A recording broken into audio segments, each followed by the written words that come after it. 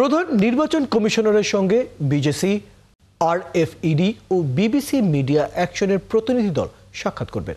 এদিকে আরও 16টি দেশীয় পর্যবেক্ষক সংস্থাকে নিবন্ধন দেওয়ার সিদ্ধান্ত নিয়েছে ইসি। এ সময় কমিশনের কাছে গণমাধ্যমের জন্য তৈরি নীতিমালার প্রস্তাবিত সংশোধনের কপি তুলে দেওয়া হবে। রোববার 12টায় এএমএম নাসির উদ্দিনের কাছে এই নীতিমালা জমা দিতে নির্বাচন ভবনে যাবেন বিজেসি চেয়ারম্যান রেজওয়ানুল হক, সদস্য সচিব ইলিয়াস হোসেন, আরএফইডি সভাপতি কাজী জেলেব, সাধারণ সম্পাদক গোলাম রাব্বানী ও বিবিসি মিডিয়া অ্যাকশনের প্রতিনিধিগণ। এর আগে এই বছরের 27 জুলাই সাংবাদিক বা গণমাধ্যম কর্মীদের জন্য নির্বাচন কমিশনের জারি করা নীতিমালা 2025 প্রত্যাখ্যান করে নির্বাচন কমিশন বিটে কর্মরত সাংবাদিকদের সংগঠন reporters forum of election and democracy RFED. এদিকে উপজেলা পর্যায়ে কর্মরত মাঠ পর্যায়ে 23 কর্মকর্তাকে বদলি করে প্রজ্ঞাপন দিয়েছে নির্বাচন কমিশন।